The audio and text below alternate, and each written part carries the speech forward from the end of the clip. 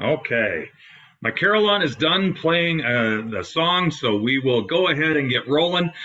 Glad you have all joined us today. God's blessings to you as we talk about articulating the why we do what it is that we do. And so this is a bit of a leadership session that I have done in conjunction with some other things. And so some of it you may hear or have heard before, but I think this is a good way to help our leadership in congregations and filtering out to the general membership of our congregations to help us literally articulate the why, to help folks understand what's the motivation and the reason why we do what we do, and to get those motivations maybe on the correct ballpark. I'm gonna give a little caveat right now.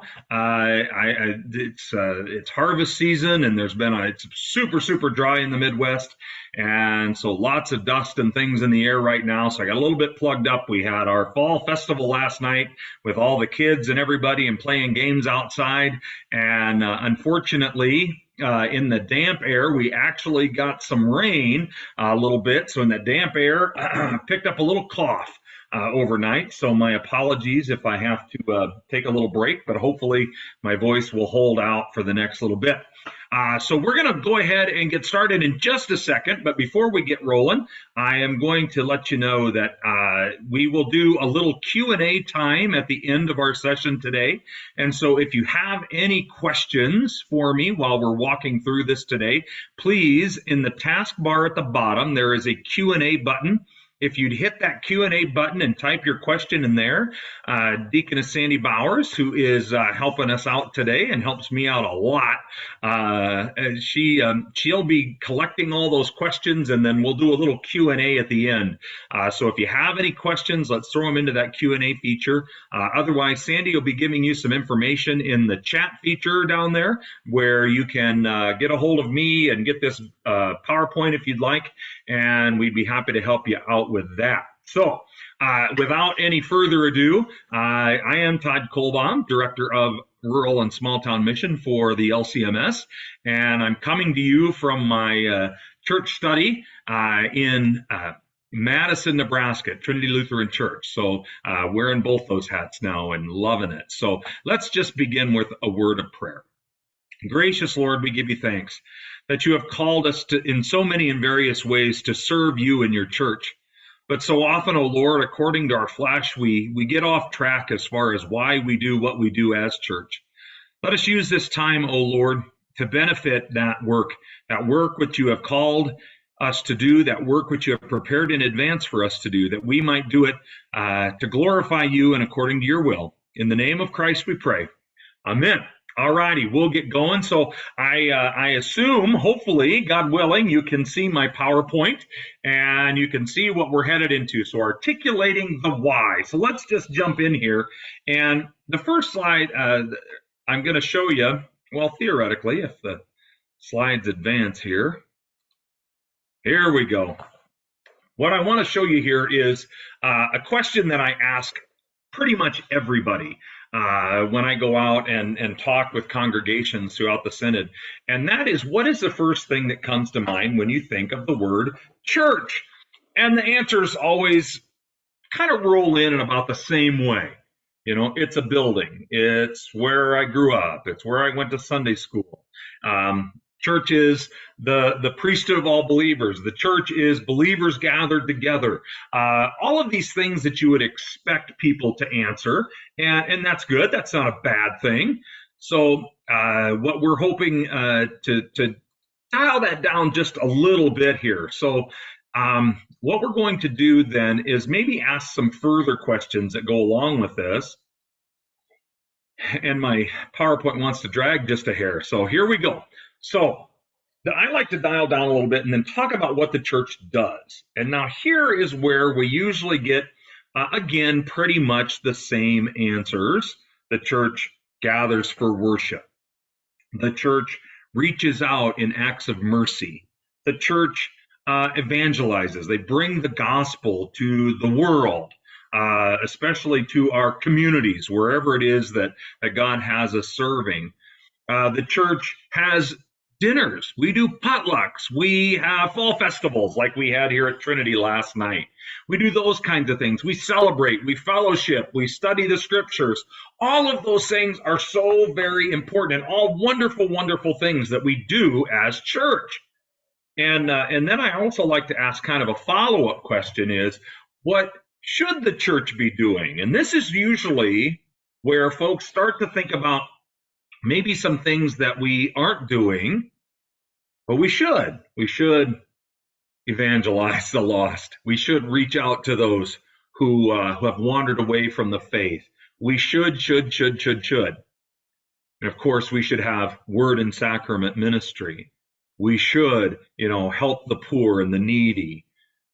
This is where we kind of dial that down. And usually people are pretty well in agreement what the church does, what the church should be doing, and even, what limits us from being able to do what we want to do. And so limitations come in. So we've got this list of things we should do that we ought to be doing. Maybe we're already doing, or we're falling short here and there, but we're limited. We have limitations because of typically two biggies: money and manpower. And so our limitations are money and manpower.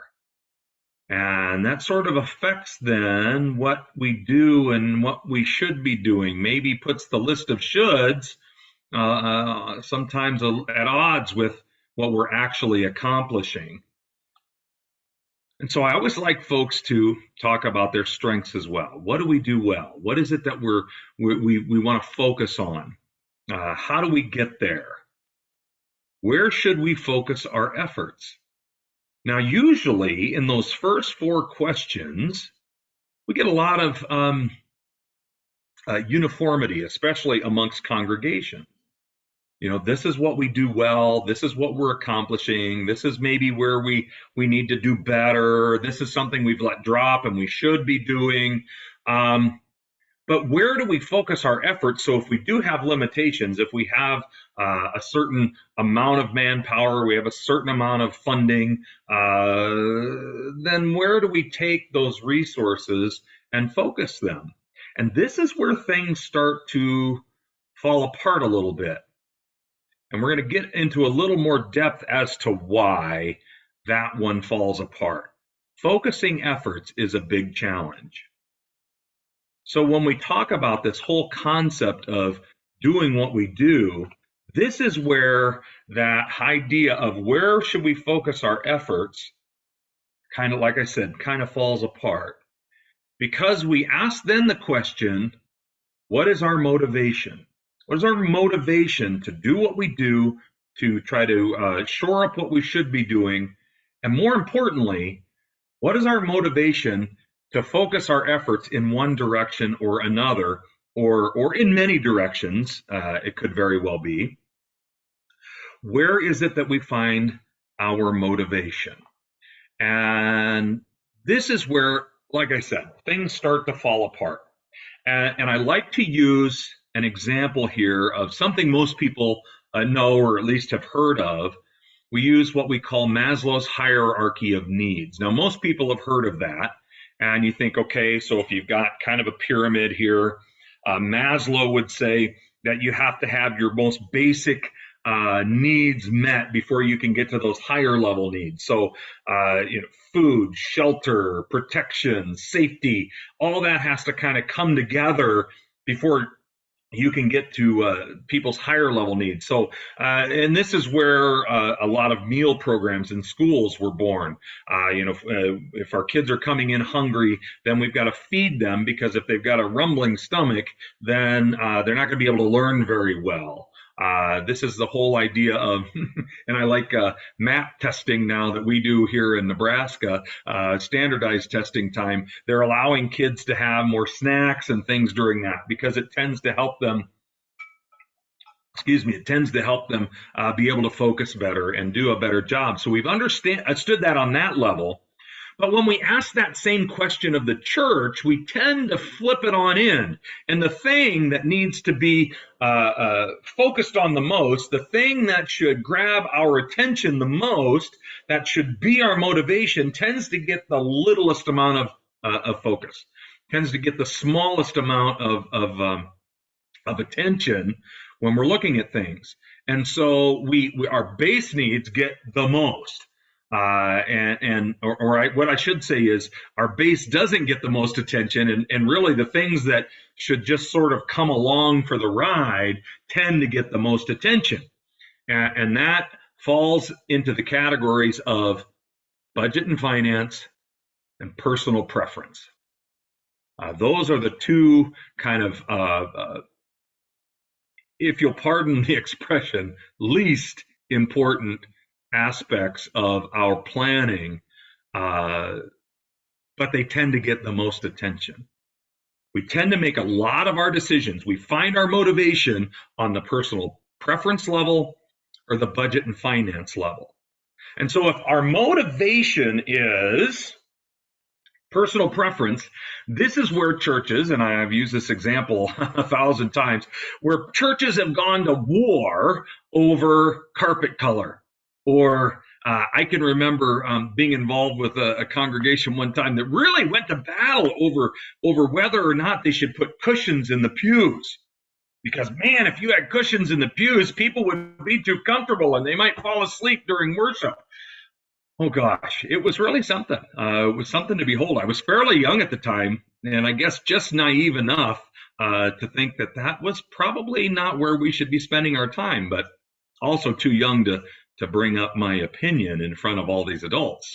But that's what we do, personal preference. Or we look at the budget and we say, you know what, we can't afford to do these things.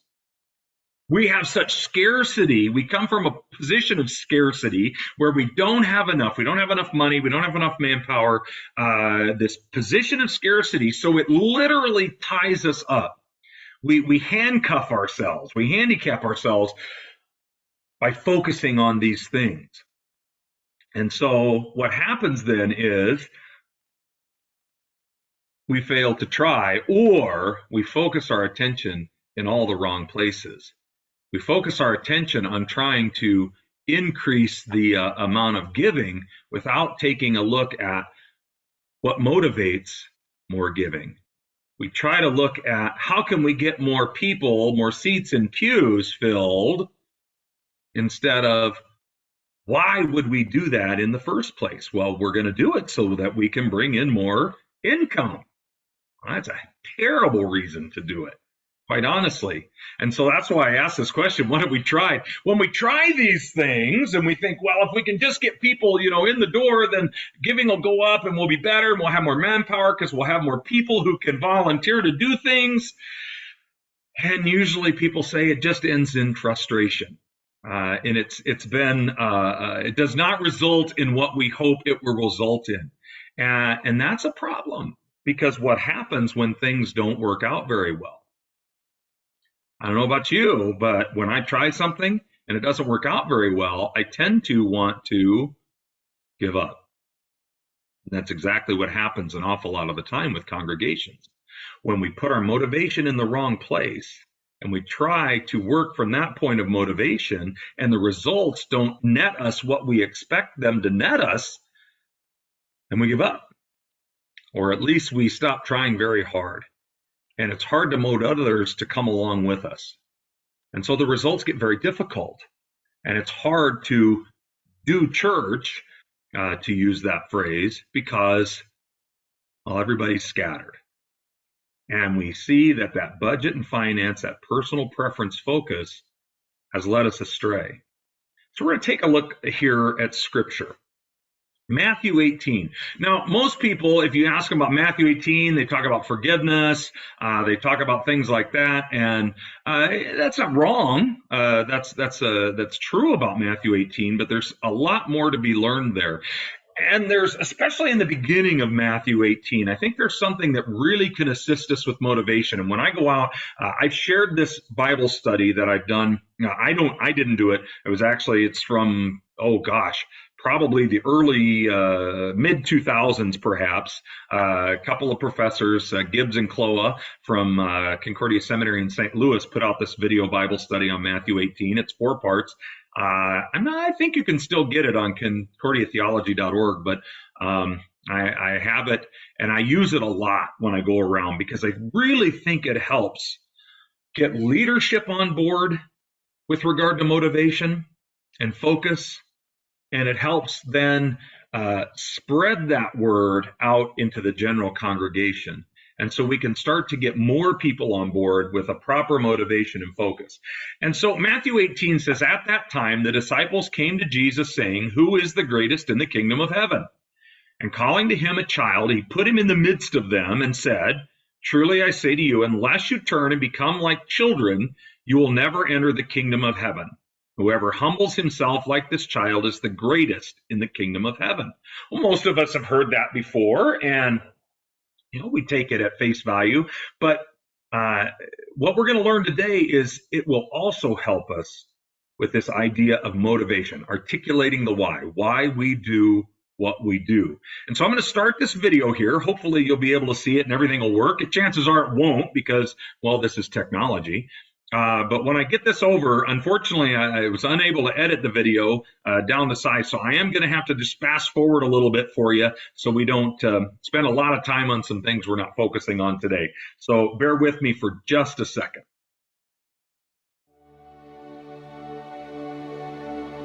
Well, theoretically, I'm going to bounce it for you. Oops, that did not work like I wanted it to.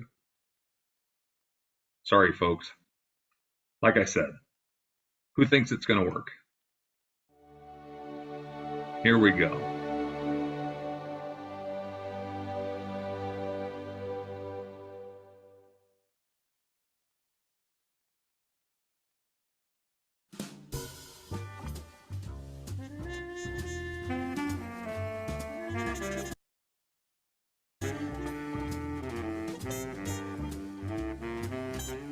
It is not going to let me bounce it forward, so we'll just have to watch a little bit of what we don't need yet.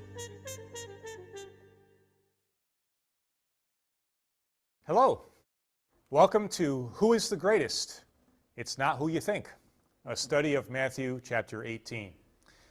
My name is Jeff Kloa, Associate Professor of Exegetical Theology at Concordia Seminary.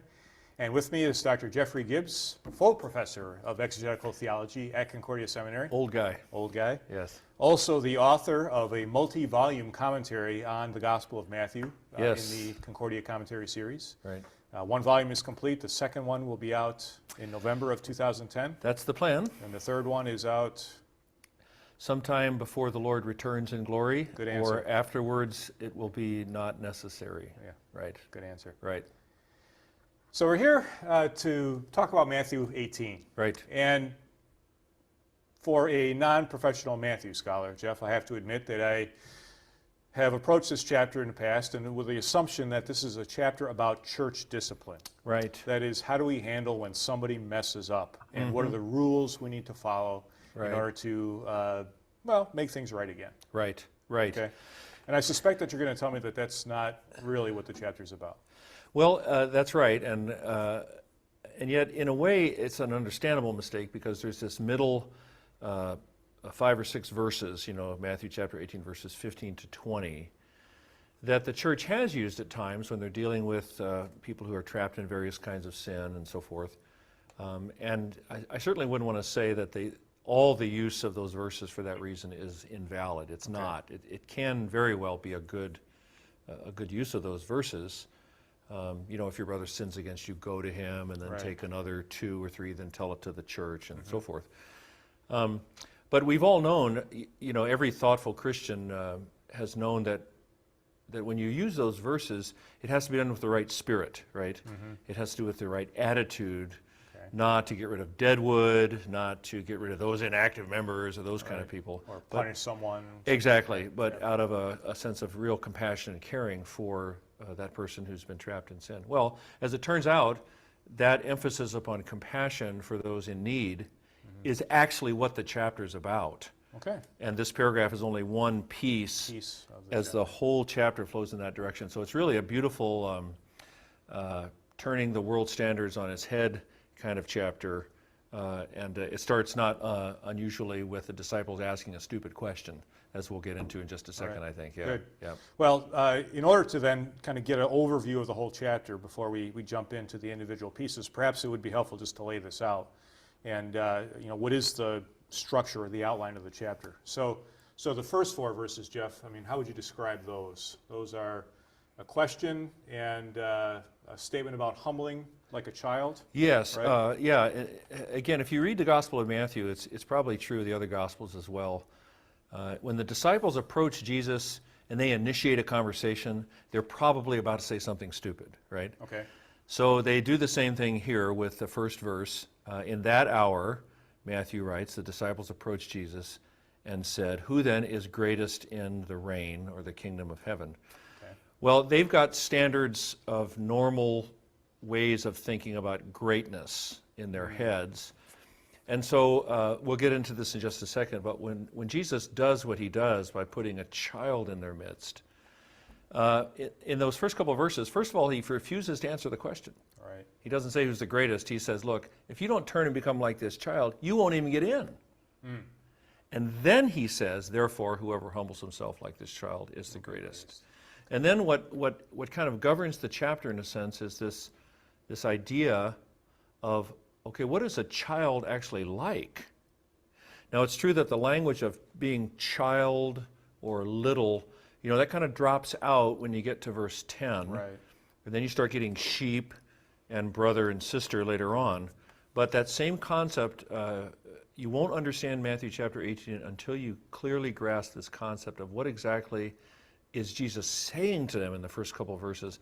And then those 4 verses then kind of direct the rest of the chapter and shoot it to a really, it's an amazing teaching about, about how we regard one another, actually. Great. Yeah. Okay. Well, we'll come back to those first 4 verses in a moment here. Verse 5 of chapter 18 is something of a transition verse. Mm-hmm. Right? I think so. Yep. It could go with what goes before. It could go with what after. Right. We'll get to that in a moment. Verses 6 through 10, as you mentioned, then shifts to this language of little ones. Okay. Right. And what seems to be the focus there? Well, it's kind of a warning. It's interesting. Don't cause these little ones harm. Right. Don't cause them stumble. With almost what seems to be an aside. Oh, and by the way, take care of yourself as well. Okay. If your hand causes you to sin, and then that extreme language, cut it off. Right. It's better, as if this were possible.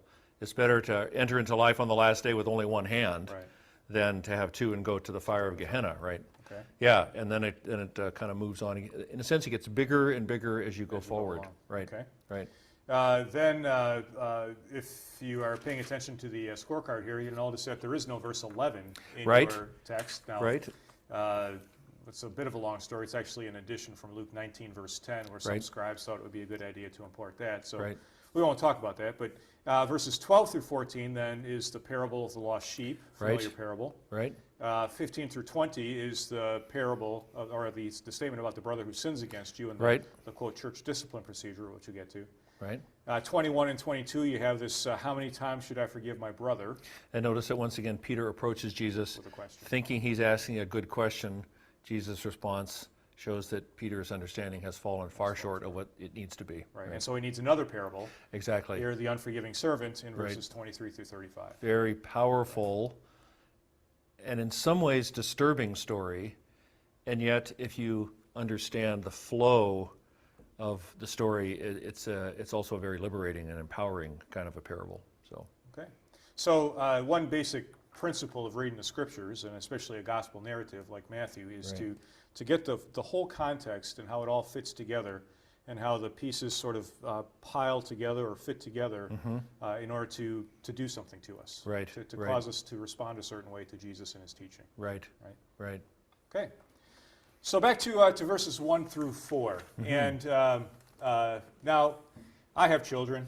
I have 2 daughters. Yes, I have 4. They're older than yours, but I have 7 grandchildren now. And one just baptized last Sunday. That's right. So you know all about children. And they're cute, cuddly, endearing little creatures who we dote over. And they're innocent and pure and blah, blah, blah. Right. So tell me why that's not what Jesus is talking about. Well, this actually, you mentioned the importance in interpreting the Scripture and understanding it to pay attention to the context. Well, that includes the historical and the cultural context of the day. Okay. And the danger is that, and this, of course, is the danger of any generation, is we will take a sort of modern understanding and we'll push it back into the first century, thinking that that's the way Jesus and his disciples and the people around them thought. And this understanding of a child is an example of this danger, because, and not without reason, because after all, children are cuddly, and they are very cute. In fact, whenever I say what I'm about to say in other contexts, I always preface it by telling people that no, I'm not an ogre. Yes, I do like little kids. He really isn't. I love babies, and yeah, exactly. But you see, for us, in some ways, children sometimes function as what you could call positive role models. Okay. Right. So, for instance, this little book that you know about, everything I ever needed to know, I learned in kindergarten, which sort of implies that children have a kind of a wisdom and an insight, and this is not. They look at life simply rather than all the complexities, and they have it all figured out. Yeah, this is not without any foundation. You know, it makes some sense. But you can search far and wide, high and low, in the first century and in the Jewish context, in the context of Greek and Roman thought and literature and society.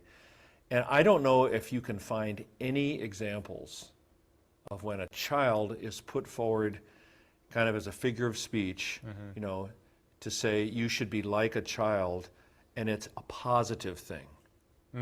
Children are not portrayed as innocent or insightful. They're portrayed as willful, stubborn, foolish, lowly, and unable. I mean, that would be, it's kind of like, we do the same thing with sheep, don't we? Right. I mean, especially if you didn't grow up with them. Right. You think they're cute and cuddly when in fact they're apparently not very bright, and they get into trouble a lot. Sort of like maybe Calvin and Hobbes is how we should understand. Yeah, exactly. Right. And every parent knows this, that you don't have to train up a child to be bad. Right. Children intrinsically move in that direction. That yeah, it's just the way we are. So just try to picture it. You know, the disciples have approached Jesus with this question. Right, which is always not a good question, or at least only a half understanding. Right. Okay. I'll show my age here. I like to tell the students that when the disciples approach Jesus and ask a question, you should cue the theme song for the Monkees.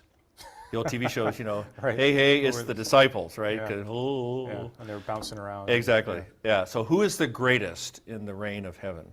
And of course, what that means is, look, even though they don't get it, they know that the King of all, that is God, has come down. He's broken into the world in Jesus, even though they don't understand Jesus. The reign, the kinging, the kingly deeds of God have come down into the world in Jesus. And they're hanging out with Jesus. They're his disciples. They're following him. And they want to know, okay, here we all are together. Aren't we great? Who's the greatest? Yeah, well, see, I wonder if Jesus actually reacted just like that. Oh, boy, here we go. Yeah. And so in order to answer, he refuses to answer the question until verse 4. Right. But verse 2, summoning a child, he stood it in the midst of them. And I've wondered, I think in the ancient world, any small child would function. I wonder if the message would really get across in our day if you took a severely handicapped Down syndrome child and used that as the example. And then Jesus says, unless you turn and become like children, it's very emphatic. You will certainly not get in. Right. There's no way in heck you're going to get in. That's right. There's no way, Jose. Yeah. Right. And so to become like that, reviled, useless, unable, powerless. Right. And of course they were asking who's the smartest, who's the most powerful, who's the most prominent, who's going to do the coolest stuff. Exactly. Just the way we do today. And in that sense, it hasn't changed much. But before he can answer their question, which will actually then set the chapter on its course, moving towards this, it's an entire thread of thought. First, he has to correct their fundamental error in what it means to belong to the reign of God at all. And the answer is, you don't even get in unless you are helpless, lowly, unimportant, insignificant, and cannot do for yourself. I kind of wish I had the video on their faces. It's like, what? Or maybe some of them, because this isn't the first time Jesus has talked this way. right? I mean, his first words in the Sermon on the Mount are, blessed are the poor in spirit. Yeah. Oh, you mean those who have nothing to offer God?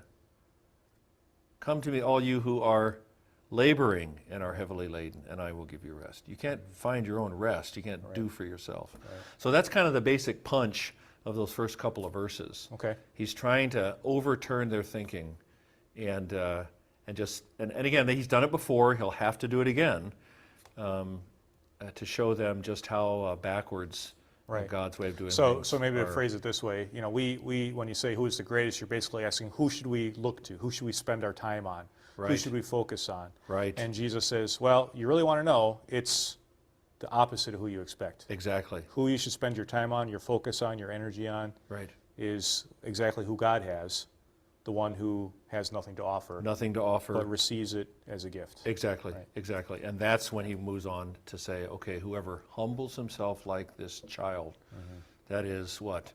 Acknowledges his neediness, cries out for help, those kinds of things. That's the greatest. That's the most important one.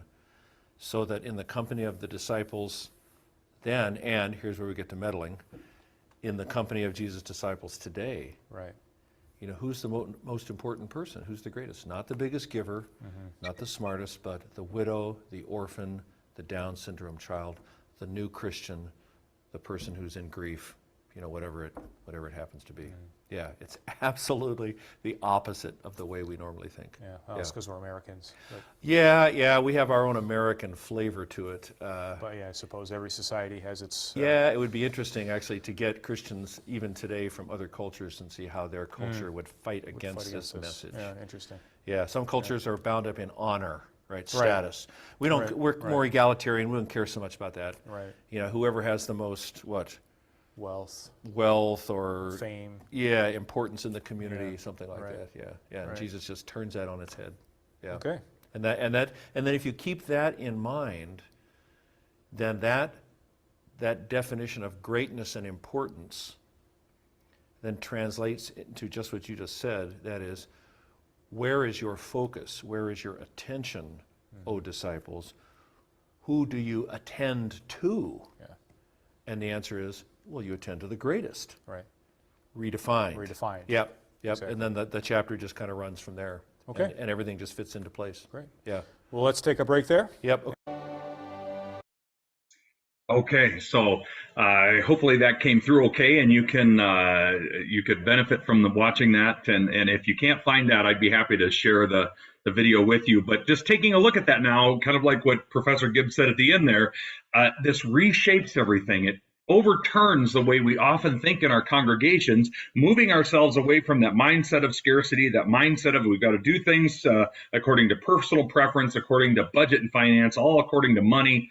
Instead, it changes the focus on, changes the focus to who is the greatest. So rather than attending to who society says we should attend to, or try to encourage perhaps more giving and helping the bottom line, instead, our congregations have an opportunity to change mindset and think about who is the greatest in our community, to whom have we been sent, and how then do we reach them with the gospel of Jesus Christ?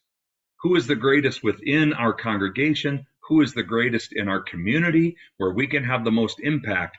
And how then do we use the resources that the Lord blesses us with to focus in the proper areas? And this also eliminates the idea of scattergunning it and just shooting all over the place and trying to hit a target. But instead, it brings our focus in. So while we might have a certain limited amount of resources, we can use those to stay on track. Of course, I am presupposing, once again, I said this at the beginning, but I'll say it again, I'm presupposing that we are already focused on word and sacrament ministry. But why is it that we do that? And why do we want people to come and be a part of our word and sacrament ministry? Why do we want to attract people to our dinner? Well, it's so that we can attract. It is so that we can then help them to see what we have to offer here and get them involved, hopefully, in word and sacrament ministry. Why do we do the mercy work that we do? It isn't just to go out and look good or to get our name into the community, which is there's nothing inherently wrong with those two things, especially the latter. But instead, it's also so we can share the love of Jesus, so we can connect them to the local congregation. That's where the motivation comes from, instead of just, well, to be crass, butts in seats. And unfortunately, that's what it boils down to. And I'm not just kind of making that up. Of course, anecdotally, I don't have any hard data, but what's the first question almost always asked after you do an event at your church? How many people showed up? How many people showed up? What's the follow-up question? Well, how much did you make on that? Instead, how many times, or how could we change the way we talk and the way we think in our congregations if we went from the other motivation and we started talking about, how often do we get to impact folks with the life-giving gospel of Jesus Christ? And here in this, and if you've heard me ever speak before, I go to this C.F.W. Walther quote all the time.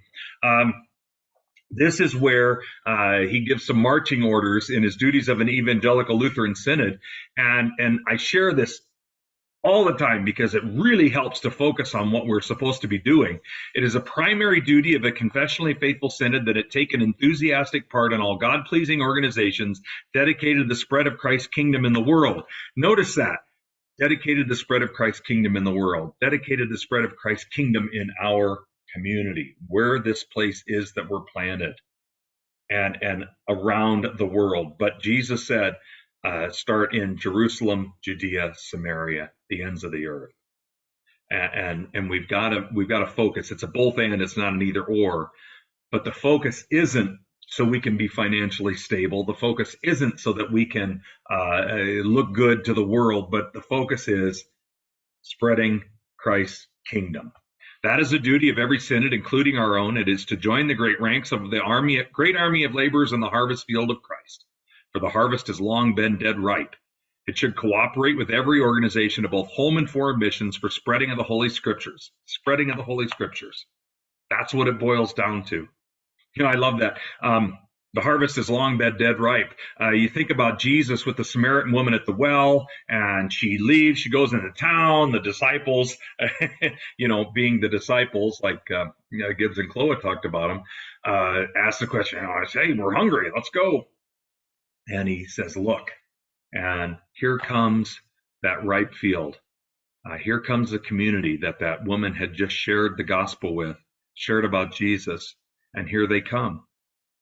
And Jesus didn't say, oh, hey, hot darn, here they come. We're gonna fill up, and the hymns are gonna sound really good today. Not that that's a bad thing, but that's not what he said. He's talking about the labor in the harvest fields of the gospel.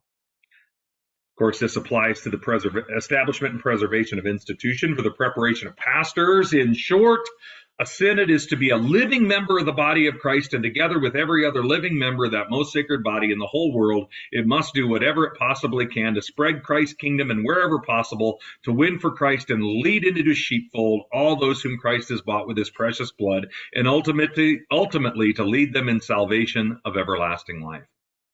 No mention of personal preference or budget and finance, just the prime motivator. Spread Christ's kingdom, and wherever possible, to win for Christ and to lead into his sheepfold all those whom Christ has bought with his precious blood, and ultimately lead them in the salvation of everlasting life. This is motivation. This is articulating the why. 2 Corinthians 9:8, and God is able to make all grace abound to you, so that in all things, having all that you need, you will abound in every good work. I absolutely love turning to 2 Corinthians 9:8. It really does show us that no matter how often we come from a position of scarcity, and that's why our focus gets so focused on budget and finance, when we turn that around, all grace abounds, so that we have all that we need to do that work that God has called us to do. When the focus is in the right place, everything falls into place. It doesn't mean we're going to be just going gangbusters, doesn't mean that we're going to fill the halls, doesn't mean all of these things. It means we're being faithful to the work that God has called us to do, and keeping the main thing, and keeping our focus where it belongs. And in doing that, everything falls together, even if we don't grow numerically at all. We're still faithfully doing what God has called us to faithfully do. I like this mission statement from a congregation, Seeing and Sharing Jesus. I share this just because of this. We recognize that God always not only calls a people to himself, but sends those he has gathered out into the world to declare the praises of him who has called us out of darkness into his marvelous light. We aim to be intentional then in sharing Jesus with others, his love and mercy and compassion. Sharing Jesus is the lens through which we both serve those in need and share the gospel of Christ, his work to forgive our sin and give us a living and eternal hope. We share Jesus to live out Christ's command to love our neighbor as we love ourselves. Love our neighbor as we love ourselves doesn't focus itself on my needs. It focuses my needs on the other person. It focuses my desires not on myself, but on the other person. It changes the focus. And so now my why becomes, well, to share Jesus with that person in one way, shape, or form, however God equips us to do that. And I like what Kenneth Houck says here from Stevens Ministries. A lot of listening and care has to be invested first before assessments can be made. This is speaking specifically to reaching out to folks who have wandered away from the church. But I think this is one of the gifts that the Lord gives us. Listening, right? Listen. And unfortunately, we tend to talk a lot. And when we talk a lot, where do we go? Back to myself. Instead, let's listen to one another. First of all, listening to what the scriptures inform us about, and then using that, like we did today with Matthew 18, to start to talk about why we do what we do and what we're going to be doing. We want to listen. Goal is to establish a listening to the others, caring, Christian love for the other, encouraging. Doing that gives us the opportunity then to have this dialogue within our congregations where we can start to all get on board with articulating why. Because if you have even a small leadership group that really starts to get it and they start to move themselves into the proper motivation mode, it doesn't take much to derail that when you go to the voters' assembly and you haven't helped them understand why. So this gets everybody on the same board so that everybody is starting to articulate the same why. Because it's very important, because we can't take shortcuts. We've got to develop these relationships through which the transforming gospel may flow. And in doing that, then we can start to make things happen.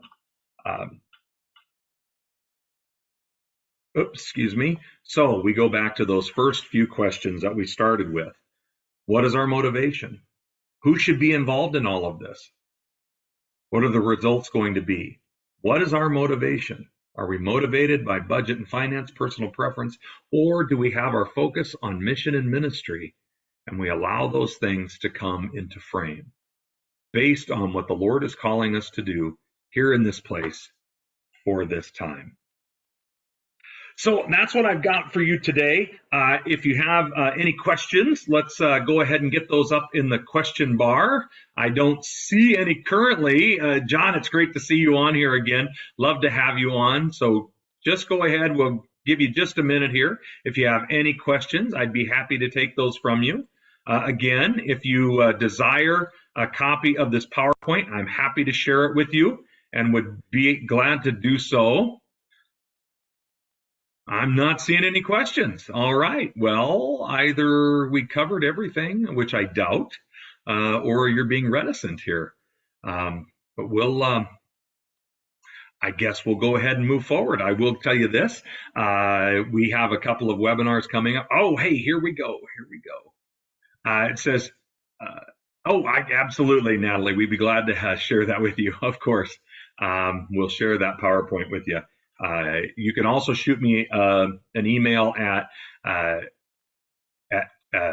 todd.kollbaum@rstm, or excuse me, todd.kollbaum@lcms.org, or shoot an email to rstm@lcms.org. Both of those will work. So just let you know, we do have a couple of webinars coming up. Coming up in November, we have youth-focused webinar talking about what we're going to do and how we can continue on into the future.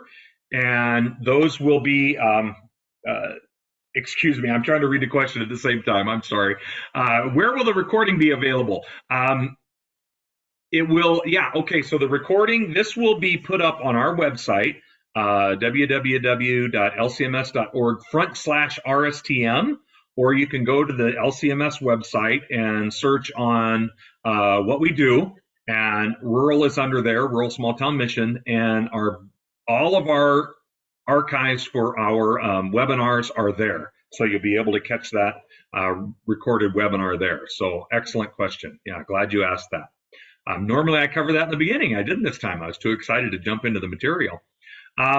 So anyway, we have a focus on how do we continue to do youth ministry into the future. That'll be coming up. So Mark Kiesling from LCMS Youth will be with us to do that. And then in December, we will have Dr. Mark Woods, who is well, he wears a ton of hats, but he will be sharing with us cost-free outreach resources. So he'll be talking to us about outreach resources that you can get without any big investment. Okay, so another question. Great. I'm glad these questions are coming in. Who would the first group in our church be to share this webinar with? Okay, that's a fantastic question, Chuck. I'm glad you asked that. What I've done in the past is I have gone to first my elders. If we don't have them on board with this whole motivation factor, then we are going to be off track right from the beginning, since the elders are the ones assisting with making sure the worship life of the congregation and the faith life of the congregation stays on track. So I started with the elders, and then what I did was move from there to our church council. So that gets you the biggest broad leadership. And then from the elders, the church council, and then I might try to do my smaller groups. So whatever those groups are, trustees, maybe the budget and finance team, which is always a very important one. Stewardship is obviously an important one. Any groups that you have, the ladies groups, the men's group, any groups that you have in your congregation, you can do it like that, or you can try to do it in a broader sense. Plus, I start to just talk about it more. As I'm talking with people and we're having meetings in the congregation, I start to talk about this more. And then as we do these educational pieces, other leaders will start talking about it more. And when people ask questions like, well, how many showed up? You can start to reframe that. Well, and my wife really got me on this track, because she is the one who started answering the question differently. When we'd have a youth event and somebody'd say, well, how many youth showed up? She would say, you know what, we did this and we did this and we did this, and this is how it strengthened our faith life, and this is the Bible passages that we focused on. And she took them right away from the question and got them right into where the meat of where our motivation ought to be. And so I give her all credit for that. So this is the way we start to talk. But I would say start with the elders, move to your other leadership at the church council or whatever that may be, and then start to move out into broader groups from there. And then David asked a question, which I was trying to take Chuck's question longer, and we run out of time, because could I sum up and articulate the why in 2 sentences? Gosh, David, I can hardly say hello in 2 sentences. But anyway, I would say this, articulating the why. We exist as a congregation to share the love of Christ. Our motivation comes from the gospel. Maybe that's about it. Our motivation comes from the gospel, and that is where we're going to focus our efforts. then I really do try to help folks understand that hierarchy. Our motivation comes from mission and ministry, not budget and finance and personal preference. So there's maybe 4 sentences. It's close. I won't mark that I answered your question accurately, because it may be more than 2. I'll have to give that some thought. Any other questions that we might have this morning or afternoon, excuse me? It's been a long day already. I don't see any. Well, again, God's blessings to you guys. I'm so glad that you joined us today. Again, if you have any questions or need further help with this, don't hesitate to get a hold of me. If you'd like me to join you on Zoom or something with one of your groups, I'd be happy to do that and help lead you through this. I just want folks to understand this is a lot of work that, you know, we've field tested literally in congregations, and we want other congregations to be able to have the benefit of it as well. So again, God's blessings to you all. Thanks for joining us today.